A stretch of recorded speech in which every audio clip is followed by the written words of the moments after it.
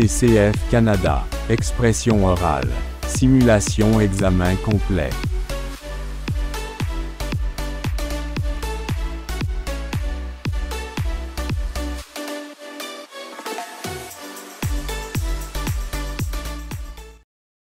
Bienvenue à l'épreuve d'expression orale du TCF Canada. Cette épreuve de production orale dure 12 minutes, c'est un entretien en 3 parties. Vous aurez 2 minutes pour vous préparer avant le début de la deuxième partie. L'entretien est enregistré, il sera évalué 2 fois, une première fois sur place, et une deuxième fois à France-Education International. À tout moment vous pouvez me faire répéter ou reformuler un mot ou une question. Attention, une fois l'enregistrement commencé, il ne pourra plus être stoppé. Avez-vous des questions? Non, je n'ai pas de questions. Nous commençons. Voici la première tâche. Cette partie de l'épreuve dure 2 minutes. Est-ce que vous pouvez vous présenter? Je m'appelle Sophia, j'ai 25 ans. J'ai travaillé en tant que secrétaire dans diverses organisations au cours des 5 dernières années. Mon rôle principal était d'assurer la gestion administrative et d'apporter un soutien aux membres de l'équipe. Au fil des années, j'ai développé de solides compétences en communication et en organisation. Je suis capable de gérer plusieurs tâches simultanément tout en respectant des délais stricts. Mon attention aux détails et ma capacité à résoudre les problèmes rapidement me permettent de maintenir un environnement de travail efficace. En ce qui concerne mes compétences techniques, je suis à l'aise avec les outils informatiques courants tels que Microsoft Office, Word, Excel, PowerPoint. J'ai également une bonne maîtrise des systèmes de gestion de bases de données et des logiciels spécifiques à la bureaucratique. En ce qui concerne ma formation, j'ai obtenu un diplôme en secrétariat administratif de l'université Mohammed V. Cela m'a permis d'acquérir une solide base théorique ainsi que des compétences pratiques dans le domaine du secrétariat. Je suis une personne dynamique et motivée, toujours prête à relever de nouveaux défis. Je suis capable de m'adapter facilement à de nouvelles situations et de travailler de manière autonome ou en équipe. J'ai également de bonnes compétences en communication interpersonnelle, ce qui me permet de créer des relations de travail solides avec mes collègues et les clients. En ce qui concerne mes compétences linguistiques, je parle couramment le français, l'anglais et je suis en train d'apprendre l'espagnol. Je souhaite passer le test Canada et BTENU un score élevé, démontrant ma maîtrise de la langue. Je vous remercie encore une fois de me donner cette occasion et je suis impatient de répondre à toutes vos questions lors de cet entretien. Merci, très bien. Nous allons pouvoir passer à la tâche N2, cette tâche dure 5 minutes 30 secondes au total.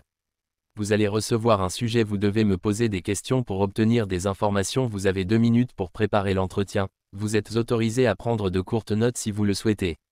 Tenez cette feuille de brouillon. Vous ne devez pas écrire sur le sujet. C'est vous qui parlez en premier et c'est vous qui conduisez la conversation, l'entretien doit durer 3 minutes 30 secondes, vous pouvez demander plus de précision ou faire répéter des informations. Je vous lis le sujet. Je suis votre ami. Je vous propose de m'accompagner à un concert de musique. Vous êtes intéressé. Vous me posez des questions sur le concert, type de musique, lieu, date, etc. Est-ce que c'est clair pour vous? Oui, c'est entendu. Bonjour mon ami, comment vas-tu? Un concert de musique, ça sonne très bien. De quoi s'agit-il exactement? Salut, j'ai obtenu des billets pour un concert de rock. C'est dans une petite salle dans le centre-ville. Un concert de rock, j'adore. Quand est-ce que c'est prévu? Le concert est prévu pour samedi soir à 20 h. Super. Qui sont les artistes sur scène? Il y aura un groupe local d'ouverture, les Rockers, et ensuite le groupe principal, les Champions du Rock, qui jouera un concert de 2 heures. Excellent choix. Et quel est le prix des billets? Les billets coûtent 50 $ chacun, mais j'ai obtenu une réduction de 20% grâce à une offre promotionnelle en ligne. C'est génial. Je suis intéressé. Comment pouvons-nous obtenir les billets?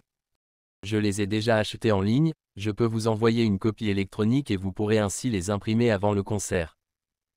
Parfait, merci beaucoup. Je suis excité de passer une soirée de rock avec toi. Merci Sarah, nous avons terminé la tâche 2. Nous passons à la troisième tâche. La tâche dure 4 minutes et 30 secondes. Vous devrez vous exprimer de manière argumentée sur un sujet que je vous proposerai. Cela signifie que vous devrez utiliser des exemples pour justifier vos idées. L'objectif est de me convaincre, c'est-à-dire que vous devez expliquer pourquoi vous avez raison. Vous aurez 4 minutes et 30 secondes pour cela. Voici le sujet. Les vélos en ville, pour ou contre? Pour commencer, examinons les avantages des vélos en ville.